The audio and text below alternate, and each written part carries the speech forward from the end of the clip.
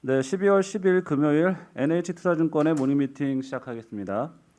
뉴욕 증시는 혼조세로 마감했습니다. 다우지수는 보합으로 거래를 마쳤고 S&P 500은 0.72% 하락을 했습니다. 나스닥 지수는 1.71% 내려서 하락폭이 더 컸습니다. 섹터 지수는 11개 중에 9개가 하락을 했습니다. 경기 소비재가 1.7% 떨어졌고요. 부동산이 1.4%, 테크놀로지도 1.1% 내렸습니다. 양호한 고용 지표와 인플레 우려가 커진 가운데서 테이퍼링 가속화 기대가 시장 하락 요인으로 작용했습니다. 미국의 주간 실업보험 청구 건수가 18만 4천 건이었는데 52년 내 최저치를 기록을 했습니다. 그리고 10월 달에 CPI 상승률이 6.2%였는데 전문가들은 금요일 발표될 11월 소비자 물가 지수가 6.8% 상승할 것으로 예상을 하고 있습니다. 유가도 떨어졌습니다. WTI가 2.5% 하락해서 배럴당 70.6달러입니다. 유럽의 이동 규제와 중국 헝다그룹 사태에 따른 수요 둔화 우려가 유가 하락에 영향을 미쳤습니다. 미국채 10년물 금리는 1.2bp 내린 1.497%입니다. 원달러 환율은 1.4원 내린 1174.5원이고요. 비트코인 가격은 다시 5만 달러 아래로 내려가서 4만 8천 달러 선에서 거래되고 있습니다. 네, 오늘 모닝미팅 자료는 주식 전략 자료가 있고요. 금요일에 미리 보는 주간 투자 전략입니다. 먼저 김영환, 안기태, 권하민 연구원으로 발표하겠습니다. 네, 주간 투자 전략 말씀드리겠습니다. 코스피 지수의 최근 움직임을 보면은 일단 12월 초에 한 2,800 초반까지 조정을 받았다가 이후에 쭉 올라와서 이제 3,000선 초중반 정도에 안착을 하는 모습인데요.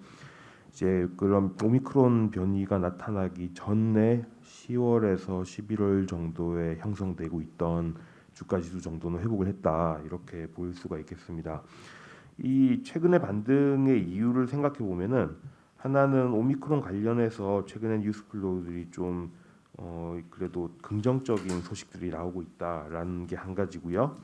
또 하나는 한국을 대표한 주식이라고 할 수 있는 이제 삼성전자와 SK 하이닉스 입장에서 좀 호재가 될 수 있는 데이터, 그러니까 디램 현물 가격이 반등을 했다 이런 부분들이 좀 작용을 했던 것 같습니다. 이제 그럼 이제 다음 주를 살펴보면은 다음 주는 좀 이벤트가 많은 주입니다. 일단 FOMC가 예정이 돼 있고요. 그리고 부채 한도 협상도 또 예정이 돼 있는 상황입니다. 그리고 한편으로는 오미크론 관련된 초기 연구들이 아직 진행이 되고 있는 중이라서 계속 또 추가적인 내용들이 보도가 될 걸로 예상되는 상황이고요. FOMC랑 관련해서는 미국의 생산자 물가 지수도 발표가 되는 시점입니다. 하나씩 점검을 해보면요.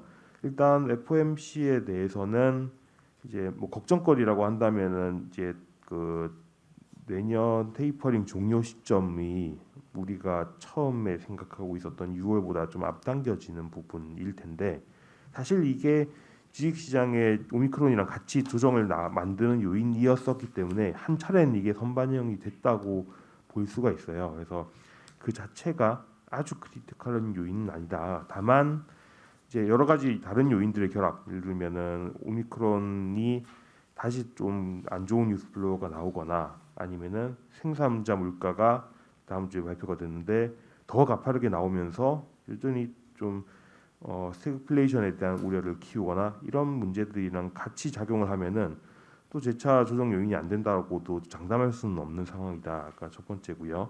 두 번째는 부채 한도 협상이 이제 12월 15일에 미국 재무부가 이제 지출 지불 능력이 고갈된다 이렇게 예고를 하고 있는 상황이어서 그 전까지 디폴트를 피하기 위한 뭔가를 해야 되는 상황이고요. 지금 미국에서 나오고 있는 얘기는 양당이 합의를 해서 공화당 지지 없이도 50석만 가지고도 부채 한도 이걸 증액을 시킬 수 있는 법안을 마련을 하겠다. 뭐 이런 얘기들을 하고 있는데 문제는 이 법안 자체도 또 그 공화당의 10명 이상의 지지를 얻어서 60석을 상원에서 60석을 확보를 해야지 가능하다라는 부분이거든요. 그래서 이것도 좀 여전히 불확실성 요인으로 남아 있는 상황이다 이렇게 볼 수가 있겠습니다.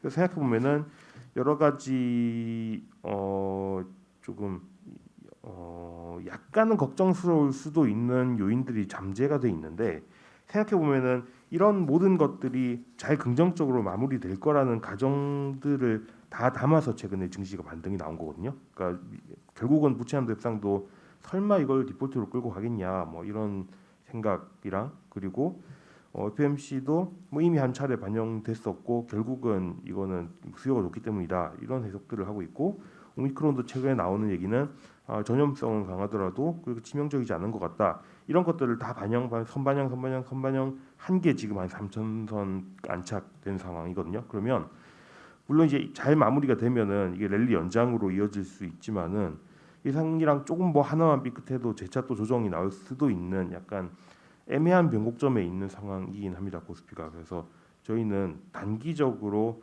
이게 그런 이벤트 드리븐으로 뭔가 베팅을 할 시점은 조금 지났다. 저희가 지난주까지는 조금 반등할 겁니다라는 걸 좀 강하게 말씀드렸는데 단기적으로는 약간은 조금 기술적 반등은 좀 마무리가 된 것 같다 이런 생각을 하고 있고요.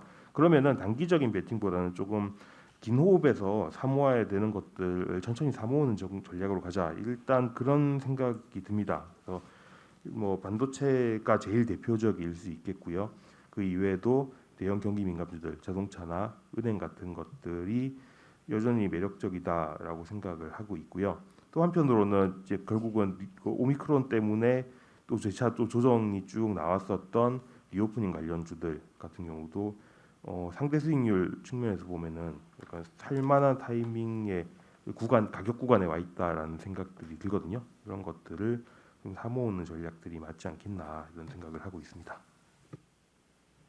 예, 그 FMC를 조금 더 말씀을 드리면은 그 시장 컨센서스가 지금 원래 뭐 내년 6월 종료해서 이제는 3월로 이제 다 끝내는 걸로 이제 그 후에는 이제 더 이제 공급이 없는 쪽으로 지금 잡히고 있고요. 이렇게 좀 보게 되는 시장 컨센서스가 두 가지 배경이 있는 것 같은데 하나는 그 골드만삭스에서 데일리로 체크해주는 금융 상황 지수라는 게 있습니다. 이렇게 뭐 탑다운 쪽에서는 꽤 많이 보는 지표고요. 이 지수는 낮으면 낮을수록 시장의 유동성이 풍부하다는 것을 나타내는 지수인데 지금 역대 최저치에서 별로 올라가진 않습니다. 지금 그러니까 지금 테이퍼링 얘기가 나오는 와중에도 미국 금융시장 환경은 여전히 유동성 풍부하다. 그러니까 굳이 여기서 뭐 돈을 좀 덜 풀어도 괜찮지 않냐 이렇게 해석이 되는 거고요. 또 다른 이제 테이퍼링을 빨리 끝내자라는 진영의 논리가 그 이런 게 있습니다. 그러니까 지금 경기 부양을 끌었던 효과가 세 가지가 있죠. 통화 정책, 그다음 재정 정책, 그다음 가계가 들고 있는 캐시. 요 세 가지가 이제 경기 부양을 끌었는데 이게 결국에는 줄어들 텐데 한꺼번에 줄어들면 그때는 위험하다. 이런 논리가 됩니다. 그러니까 지금 가계가 들고 있는 잉여 자금도 언젠가는 사실 지금 조금씩 줄고 있고요. 이미 재정도 지금 하고는 있는데 결국 이것도 언젠가는 정상화를 해야 될 거고 그럼 이제 가계도 캐시가 줄고 정부도 정상화될 때 그때 뒤늦게 패드까지 긴축을 해버리면 세 가지가 한꺼번에 얻어맞는다. 그러니까 차라리 단계별로 가는 게 낫다. 이런 논리가 지금 나오고 있는데 이런 것까지 감안하면은 일단 뭐 정당성도 좀 논리가 뒷받침이 되고 있고 점점 분위기가 그리고 금융 상황 지수도 이 와중에도 계속 완화적이니까 이런 면들은 뭐 거의 지금 반영돼 있는 녹아 있는 재료로 지금 볼 수 있을 것 같습니다. 네, 이어서 환율 쪽 말씀드리겠습니다. 최근에 이제 위안화가 다시 한번 주목할 만한 흐름을 보이고 있는데요. 지금 2018년 5월 이후에 가장 강한 상황입니다. 최근에 지준율이나도 사실은 수급적으로 약세 재료지만 경기 부양 의지가 확인됐다라는 점에서 위안화 강세 재료로 지금 나오고 있는데요. 지난 6월 떠올려 보시면 중국은 이제 가파른 위안화 강세를 저지하기 위해서 두 가지 조치를 취합니다. 외화 예금 지급 준비율 인상 그리고 해외 외국인 투자자 한도 확대. 그러니까 어젯밤에 이제 공고가 나왔고요. 인민은행이 이번에도 그 외화예금 지준율을 현행 7%에서 9%로 2%포인트 좀 올렸다라고 어젯밤에 얘기가 나왔습니다. 결국 6월 초에 달러당 6.35 위안까지 이제 위안화가 강세를 보였다가 이러한 가파른 강세 속도를 좀 조절하기 위한 조치들이 나오니까 7월, 8월 다시 달러당 6.5 위안 수준으로 이제 위안화 강세 속도가 좀 조절되는 모습을 보였기 때문에 최근에 이런 빠른 위안화 강세는 다소 제어될 가능성이 높다라고 보고 있습니다. 조치가 나왔다라는 게 중요하고요. 저희가 사실 연간 전망에서 말씀드린 건 이제 중국이 대외 의존도를 좀 줄이고 쌍순환이라든지 공동부유 같은 내수 의존도, 내수 부양을 좀 하려고 하기 때문에 이러한 정책의 방향성은 중장기적으로 위안화의 어떤 강세 흐름, 안정적인 흐름을 좀 지지할 것이다라고 보고 있지만 지난 6월이나 2020년 이후에 계속해서 가파른 그런 강세 속도가 나올 때는 항상 제어하는 조치가 동반됐다. 이 점을 좀 말씀드리고 싶습니다. 이상입니다. 질문 좀 드릴까 하는데요. 저희가 이제 테이퍼링이 이제 기존 6월 전망에서 이제 3월에 종료될 거로 좀 당겨지는 좀 분위기인 것 같은데, 그렇게 된다면 아마 기준금리 인상 시기 같은 경우에도 저희 쪽에서는 23년도 정도를 예상하고 있는 걸로 아는데, 그 기준금리 인상 시기도 좀 당겨질 수 있을 것 같은데, 이 부분에 대해서는 좀 어떻게 생각하시는지요?